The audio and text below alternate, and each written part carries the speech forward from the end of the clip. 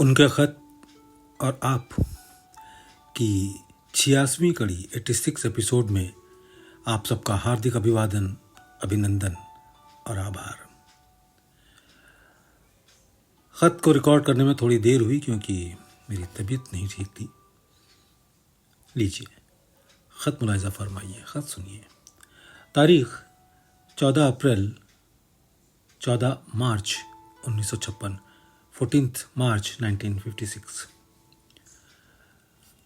आदरणीय पंडित जी, प्रणाम। खत तारीख 12 मार्च का प्राप्त हुआ। उसका जवाब देना जरूरी भी था और खैर से उर्दू का लिखने वाला भी मिल गया। इसमें शक नहीं कि आपने खत में बहुत उम्दा बातें लिखी हैं, बहुत अच्छी बातें लिखी हैं जो मुमकिन है कि मुझे ना मालूम हो। रामचंद्र का उसूल तो यही रहा कि उसने आखिरी ऊंची हालत को पाने की तमन्ना ही रखी। ये कभी जायज़ नहीं समझा कि कलेक्टर से मुलाकात करने के लिए चपरासी से दोस्ती पैदा की हो। हमारी निगाह में जब ये चीज़ मौजूद है कि हम पहले उस ईश्वर को पालें जिसने दुनिया रची है, तो ये ज़रूरी है कि उसकी रचना से भी हमारा लगाव हो जाता है।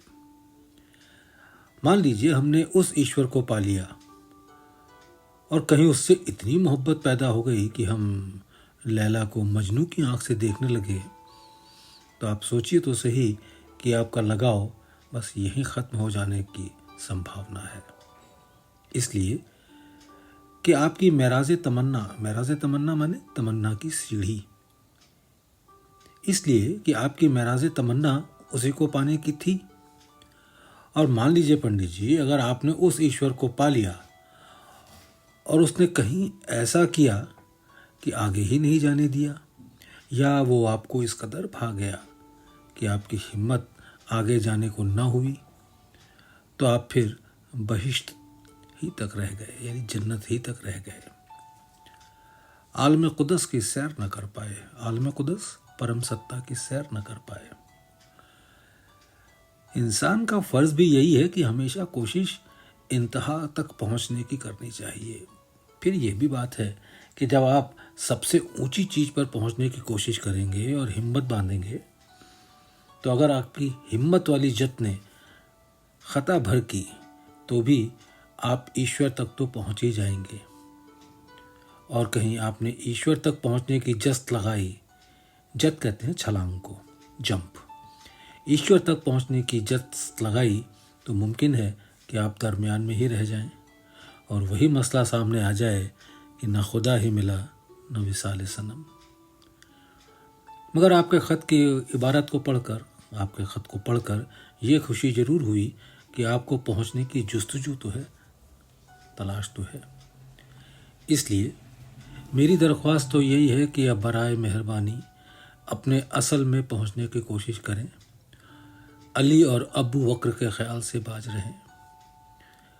मुझे ताज्जुब है कि आपने इतना छोटा ख्याल कैसे बना लिया। चाहिए तो ये कि या तख्त या तख्ता का ख्याल हो।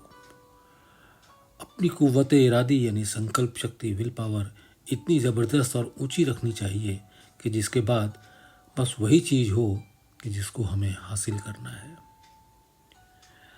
मुझे ताज्जुब है कि आपने ऐसा पोछ अपना ख्याल कैसे बनाया। पोछ ख्याल, निरर्थक विचार। ये तो वह बात हुई कि तालीम तो आपने मुझसे ली और पैरवी स्वामी सुखदेवानंद की।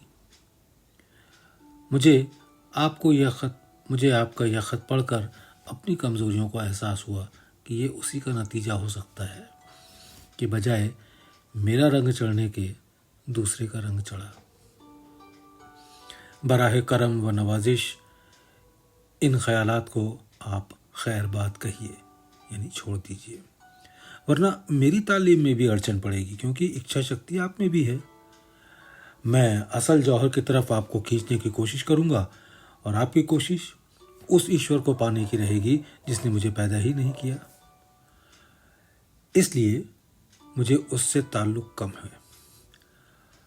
आप अपनी हालत में जो कुछ भी है उसमें चिमटने की कोशिश नहीं करते, बल्कि उसे छोड़े ही रहते हैं और उसका मुशाहिदा यानी अवलोकन ऑब्जर्वेशन मैंने किया है। अगर ये चीज़ न होती तो जो हालत आप में भरी गई है उसका मज़ा आ चुकता। और सबूत ये इस बात का कि आपने उसका मज़ा नहीं लिया। आपने छोटे ख्यालात को जगह दी जो एक बुलंद आदमी में नहीं रहना चाहिए। और रामचंद्र मिशन का प्लेटफॉर्म तो इस चीज़ से बिल्कुल धुला हुआ है। इस सिलसिले में मैं बहुत कुछ कह चुका हूँ। ख़त लंबा हो जाएगा अगर मैं फिर उसको दोहराऊँगा। बस इसी दुआ के साथ ख़त को ख़त्म करता हूँ कि आपके ऐसे विचार अब न पैदा हों। आमीन। मैं आपका ख़त भी भेज रहा हूँ ताकि आपको याद रहे कि आपने क्या लिखा था। दुआगो, रामचंद्र। मुकर्रर अर्ज़ ये है, यानी पोस्टल स्क्रिप्ट, PS। मुकर्रर अर्ज़ ये कि आपने दुनियावी खुदा को रियलाइज़ करने का उसी हद तक शौक़ जाहिर किया कि मुझसे उसके रियलाइज़ करा देने की इल्तिजा भी की। मैं आपकी बात की वक़्त करता हूँ, कदर करता हूँ।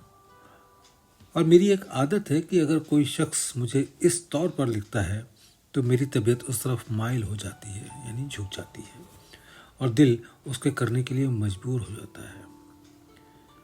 चुनांचे 14 मार्च को करीब 3 बजे रात के मेरा ख्याल इसी बात की जिसकी आपको आरजू है रियलाइज़ कराने पर आमादा हो गया। और ख्याल इतना तेज था कि हटाए ना हटता था, मगर इससे जो नुक्स पैदा होता वो मैं जानता था। इसलिए गुरु महाराज से प्रार्थना करके मैंने उसको हटाया। वरना पंडित जी, इस ज़िंदगी में आपकी निजात मुश्किल थी। मैंने जो असल के रियलाइज़ कराने के लिए रोशनी डाली थी उसको खींच लेना पड़ता, और जो कोश मैंने आपके तोड़े हैं उसको फिर कायम करने के लिए मुझे सर्कमस्टेंसेस क्रिएट कराने पड़ते, और आपका रास्ता उधर से अलहदा करके ईश्वर के रास्ते पर जो आपके लिए पूरा खुदा है डालना पड़ता। और मेरी इस वक्त की करी कराई सारी मेहनत रायगां हो जाती, यानी बेकार हो जाती। आप भी वक्तन फवक्तन यानी थोड़े थोड़े समय पर मुझे एक फिट साथ रहे कि आपकी दरख्वास्त को मंजूर कर लूँ, ताकि आपको खुशी हो, मुझे रंज। आप फ़ौरन लिखिए कि आप क्या चाहते हैं ताकि मैं उसी पर कारबंद हूँ, उसी काम पर लगूँ। और ये भी वाज़े रहे यानी क्लियर रहे, और ये भी वाज़े रहे कि जब मैं ये हालत पैदा कराऊँगा जिसको आप चाहते हैं तो मैं ये नहीं कह सकता कि आपका इनिशिएशन सहज मार्ग में है या नहीं, इसलिए कि आपका रास्ता डाइवर्ट हो जाएगा। अफसोस भी है और दुख भी कि चने चबाने से इंसान खुश है। तबीयत मेरी चाहती थी कि बहुत सख्त लिखता, इसलिए कि आप इनिशिएटेड मेंबर नहीं, मगर डर ये था कि आप कहीं गुस्से व तैश में आकर मुझे कहीं भी ना खो बैठें। इसका जवाब सोच समझकर फ़ौरन दीजिए ताकि मैं वैसा ही कारबंद हूँ, उसी हिसाब से काम करूँ। दुआगो, रामचंद्र।